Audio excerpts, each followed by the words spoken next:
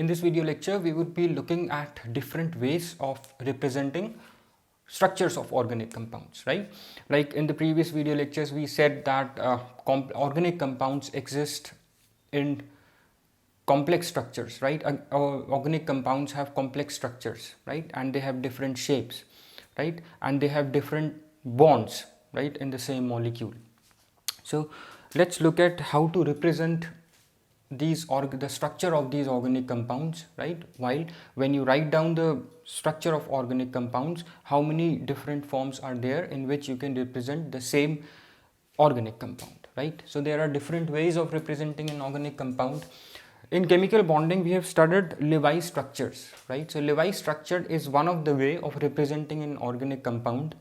And in Lewis structure, what we generally do is we show how electron sharing is done, right? For example, if this is the methane molecule, we know carbon has 4 electrons, right? And hydrogen has 1 electron, right? So there is sharing of electrons like this, right? Where hydrogen wants to complete 2 electrons in the outermost shell and carbon wants to complete 8 electrons, right? So carbon will share 4 electrons from hydrogen atom and each hydrogen atom will share 1 electron from carbon atom, right? Now these are shared pair of electrons that belong to both carbon and hydrogen. They are like common property, right? So now if you count how many electrons carbon has, 1, 2, 3, 4, 5, 6, 7, 8, right? Similarly, each of hydrogen atom now has 2 electrons after sharing 1 electron with carbon atom, right? So this is your Lewis structure. But suppose if you have a very big structure, right, that has say 10 carbon atoms, right, then lot of hydrogen atoms, right, and then maybe some other atom, maybe a halogen atom is there, oxygen atom is there, right? So Lewis structure would be little inconvenient to draw, right? But this can be simplified. This Lewis structure can be simplified if we represent this electron pair. This is an electron pair, right? And we know that in shared electron pair makes a chemical bond, right? And bond is represented by a dash, right? Now in order to simplify these Lewis structures, what we do is, this is a Lewis structure, right? That will show you how exactly electron sharing is taking place. Now you can simplify this structure, right, by omitting these electrons or by replacing these electrons by a dash, right? And we know that a dash represents a pair of electrons, right? Similarly, if you draw 2 dashes, it means a double bond. If you draw 3 dashes, it means a triple bond, right? So how will I represent this in a simplified form? Like this, right? So this formula, this kind of formula is little simplified form of Lewis structure only, right? And it displays the structure of an organic compound, in which it shows you the type of bonds and what kind of bonds are present in the organic compound, right? So since this displays the structure of organic compound, we also call it as displayed formula, right? Or structural formula,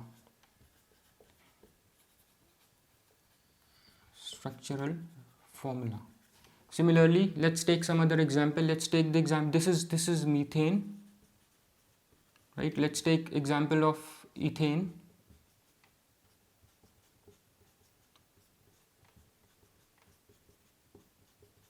right? This is ethane. It shows 1 bond between carbon, right? And this dash represents a shared pair of electron, right? Remember this dash represents a shared pair of electron, right? Like here, sharing is taking place between hydrogen and carbon, right? So this forms a shared pair of electron. Now that belongs to hydrogen and carbon both, right? And here,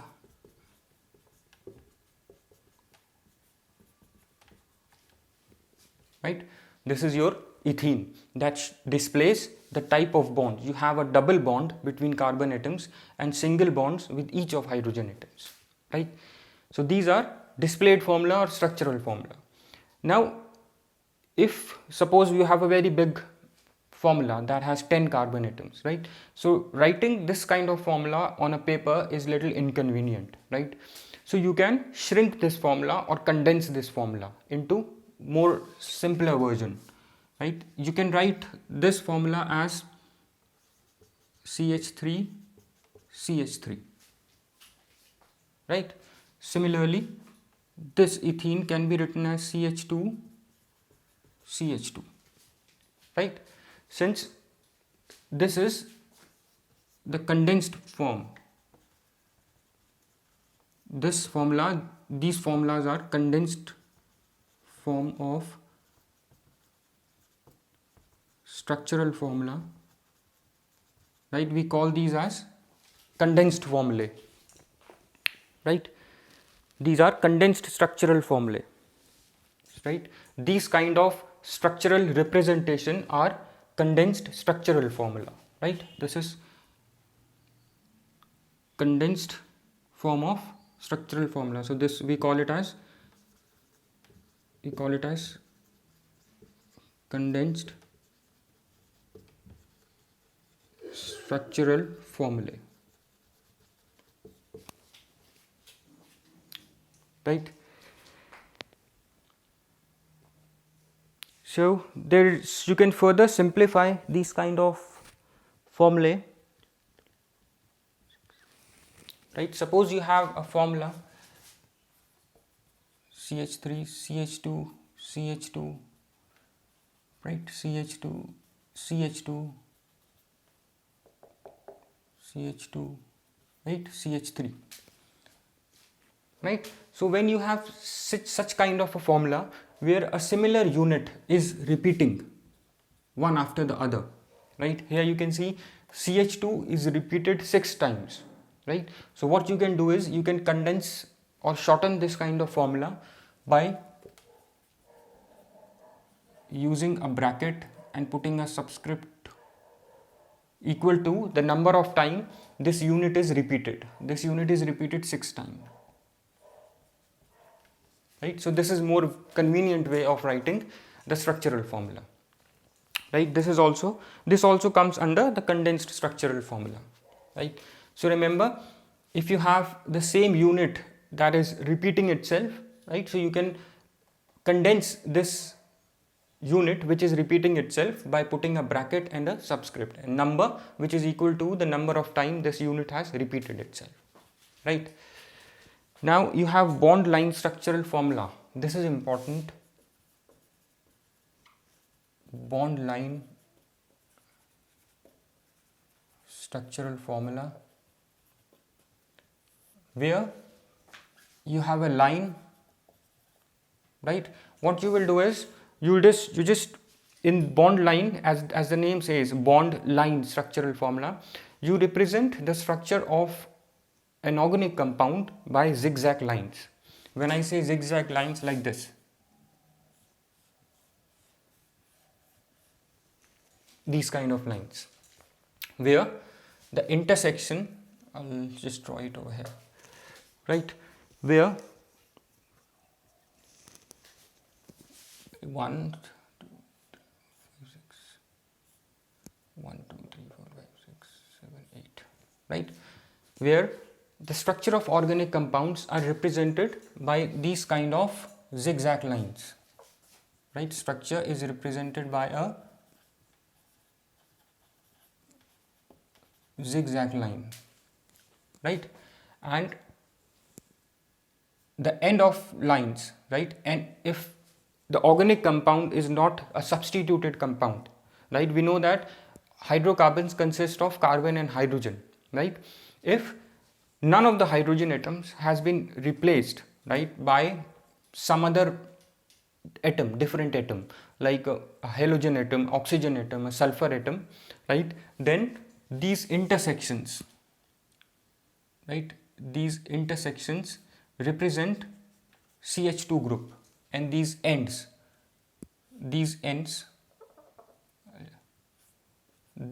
represent methyl group, right? So how can you write this formula in the form of carbon and hydrogens. If this ends represent methyl group and these intersections represent methylene group, which is CH2 group. So you can represent it CH3, then this will represent CH2, this will represent a CH2, right, and this will again represent a CH2, this is CH2, right. 2 3 4 1 2 3 4 5 6. This has become this formula, similar formula, right. So you can see that the same formula, this formula, I can write it like this also: 1 2 3 4 5 6 7 8, C8. If you count the number of hydrogen atoms, 2 4 5 2 4 6 8 10 12, right, 18, C8H18. You can write this formula that consists of 8 hydrogen atoms and 8 carbon atoms, and 18 hydrogen atoms, right, into this form, right, which is this form, right. And you can condense this form because it has similar repeating units, which is CH2 groups. It has repeated itself 6 times, so you can represent it like this also, like we did there, right. This is your condensed structural formula, and the same can be represented by bond line notation, bond line structural formula, where the intersection represent these methylene groups, right, and the ends represent a methyl group, right. Now suppose here this shows that it has 2 hydrogen atoms. This intersection shows it has 2 hydrogen atoms, right. Now we know that in hydrocarbons, a hydrogen can be replaced by a different atom, say a halogen atom, right, and what you get is another organic compound or another hydrocarbon, right. So if I replace this with, say, Br, right, let's replace it with Br. So what kind of formula will I get?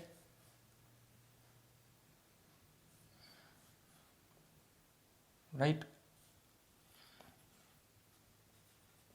Br, right. Since in the beginning I said in this bond line notation, we don't write carbon and hydrogen atoms, but a different atom is written. Different atom is a heteroatom, right. Hetero means different, but a different atom is shown, let's say it's shown in bond line structural formula, bond line structural formula, right. So these kind of forms you would be using, right, in your chapters that you would be doing, right, and in entire organic chemistry, wherever you study organic chemistry. So you make sure you understand all these structural formulas, right. Now suppose this is the formula. What do you call this formula? What is the name of this formula? If you want to write it down, this end represents a methyl group. This represents, if you look at here, like here we have replaced one hydrogen with a Br group. So here also there must be, since this is an intersection represents a CH2, but here you have one Br, that means one hydrogen atom, right, one hydrogen atom is replaced with a Br, right. So what it forms is CH2Br, right, it is CH2Br. Now in this structure, in this kind of bond line notation, we don't, as I mentioned, that we don't write carbon and hydrogen, but if there is a different atom, we will show it. So here this is now CHBr, right, since one hydrogen is replaced, this is CHBr, right. Now we will represent this different atom, which is Br, right. This is your Br, and it is understood that we have CH here,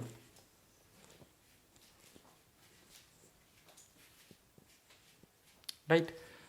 Now let's take one more example. Let's take the example of octanoic acid. Right, octanoic acid.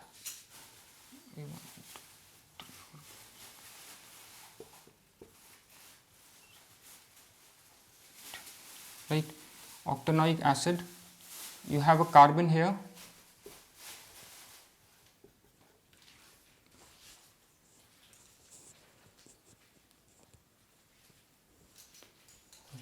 right, and then you have a OH, right. So what it represents, this part represents a carboxylic group. You will study that in a moment, about these functional groups. This represents a COOH group. This group is called as carboxylic group, right? And these ends and intersection represents methyl group and a CH2 group. 1 2 3 4 5 6.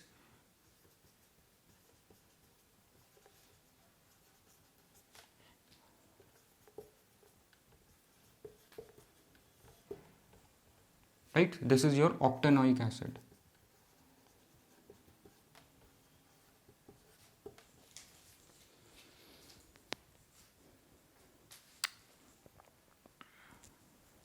Right, I hope this bond line notation is clear. This is important, right?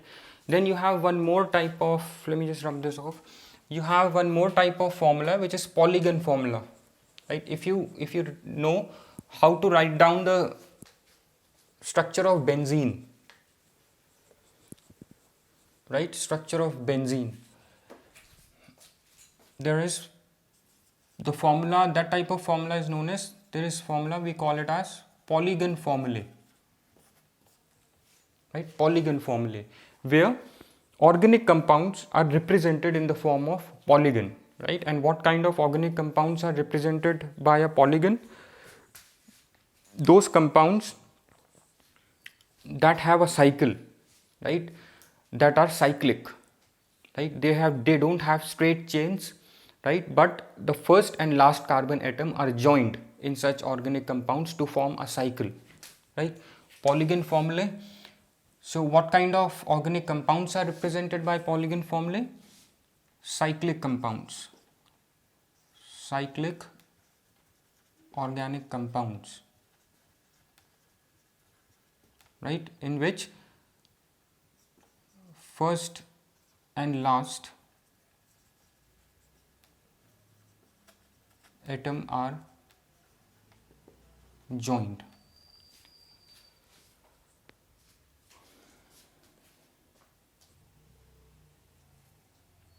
Right, like this.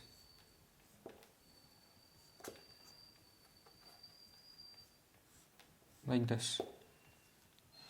Right. It is somewhat similar to bond line notation. In bond line notation, first and last carbon atom are not joined, right? But here, these are simple lines, right? And these lines, like here, these represents carbon carbon bond. Like here, these lines represent carbon bond. Similarly here, these lines represent carbon bond, and these intersections will represent a methylene group, right? And if you have a different formula in a cycle, you will represent that different formula.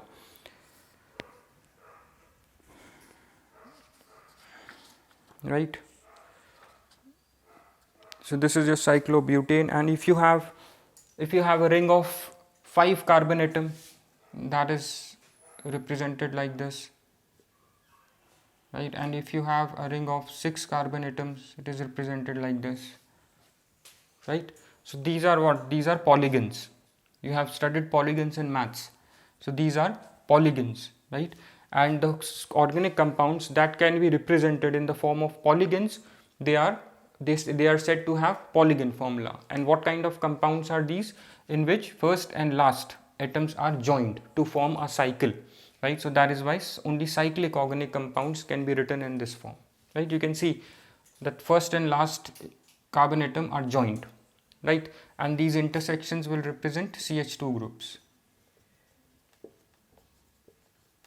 Like you write the structure of benzene, right? And if I remove all these, what it will form? This is your cyclohexane, right? Cyclo, what, how you write, how will you write down the name of these compounds? You will first, since it's cyclic, you will write cyclo. Then what kind of polygon is this? It's hexagon. So hex, this is a alkane, so ane, right? Similarly, this one, this is cyclic, so this is cyclo, right? You have 4 carbon atoms. We will do this naming convention in next video lecture, in coming video lectures, right? It has 4 carbon atoms, so this is BUT, this is alkane, so ANE, cyclobutane. Similarly, this one, this is a cyclo, you have 3 carbon atoms, PRO, prop, this is a alkane, so ane, this is cyclopropane. This is how you will name these, right? So these are 2 conditions for polygon formulae. These are cyclic compounds, right, in which first and last atoms are joined, and the dash, this dash, you have dash everywhere, this dash, these represents carbon-carbon bond, right, and the intersections represent your methylene group, same as this bond line notation, right? Then you have 3-dimensional, one important, this is important, 3-dimensional, how to represent organic compounds in 3D, how to represent 3D structures on a plane of paper, right? Since you are writing down, since you write down formulae on a paper, right, and paper we know is a 2-dimensional, paper is 2-dimensional, but organic compounds are 3-dimensional, right? So how will you represent 3-dimensional structural formulae on a 2-dimensional paper? This we will understand here, right? We call it a solid wedge notation. I'm sorry, we call it a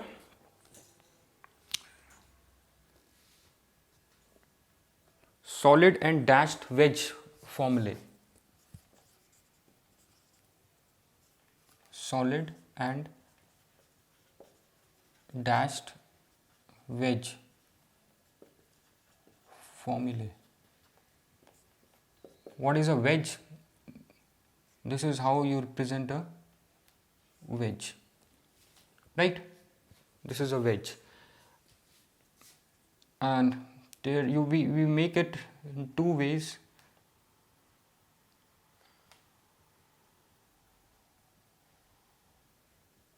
This is a dashed wedge, right? To represent a dashed wedge, this is how we represent it, using small dashes.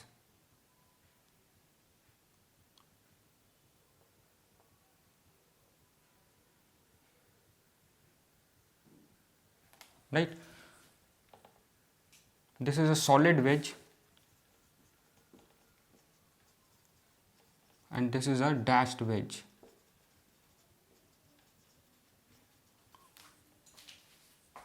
Right? So, to represent 3-dimensional formulae on a 2-dimensional paper, we use solid and dashed wedge formulae. Solid and dashed wedge formulae. So let's see how this 3-dimensional formula can be represented on a 2-dimensional paper, right? And what it basically represents, it represents how atoms, right, how atoms in a molecule is displayed, or is how atoms, right, how atoms in an organic compound is displayed in 3 dimensions, right? How these atoms and bonds are displayed in 3 dimensions. So what this formula represents, how atoms are displayed in 3D, that is 3 dimensions, right? Basically we use this formula to represent the arrangement, the 3D arrangement of atoms in a molecule, right? It represents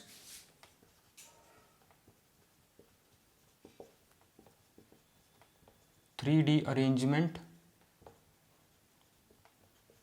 of atoms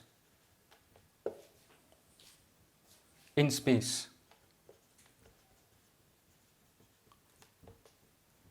In space. When we talk about space, we mean three-dimensional space like this. This represents a three-dimensional space, x-axis, y-axis, z-axis, right? And this represents three-dimensional arrangement of atoms in space. So we also call it as spatial formula, since it represents how atoms are distributed in 3D space. So we also call it as spatial formula, right? And we represent three-dimensional arrangement using this solid wedge and a dashed wedge, right? Let's take example, right? Suppose we have a methane molecule and one thing. Okay, I'll just take that. First, let's see, it's represented. Suppose this is a methane molecule, right? This is the simple two-dimensional form, right? This kind of representation is two-dimensional. How to represent the same since methane is a three-dimensional molecule, right? How to represent it in 3 dimensions?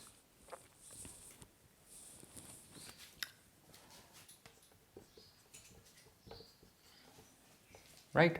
Now, 2 of the hydrogen atoms, right? We will represent it in 3 dimensions, because 2 hydrogen atoms are not in the plane of paper. If this is the plane of paper, this kind of formula is like in the plane of paper, right? But on the plane of paper, you cannot represent 3-dimensional formula, because if this is the plane of paper, right? If you are drawing dashes here, it represents 2-dimensional formula. But if we talk about 3 dimensions, it's like this, right? So this kind of bond cannot be drawn in 2 dimensions. In 2 dimensions, right? So one bond would be on the plane of 2 bonds. These 2 bonds are in 2 dimensions, right? That is, these can be drawn on a plane of paper, like one this, the other this. Now rest of the 2, right, would be represented like this. These 2 bonds are not in plane of paper, right? And the other bond will go like this, right? To represent, so this bond, right, is coming out of the plane of the paper, above the plane of the paper, towards the observer. I am the observer, right? And if you look at this bond is going below the plane of paper, right, away from the observer, right? So this, let's see how to represent it.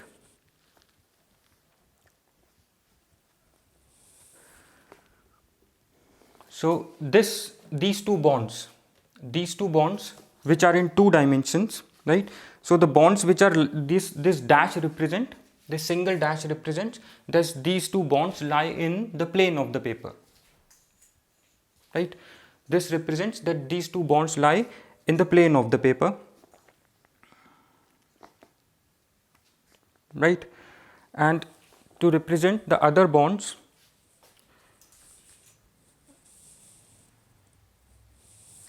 this is how you will represent it.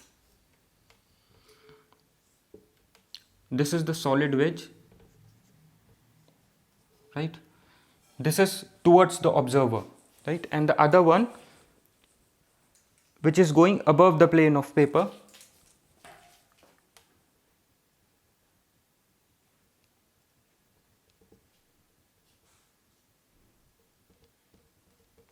this is how you will represent it, right? These are the 2 wedges. This is towards the observer, this is away from the observer, right? And this end of the wedge, right? This end of the wedge will always be towards the observer. If you see this end is towards the observer, it's coming like this towards me, and this end, this wider end, is again towards me, because this bond is going away from carbon, right, towards the back side of this board. So this is how we represent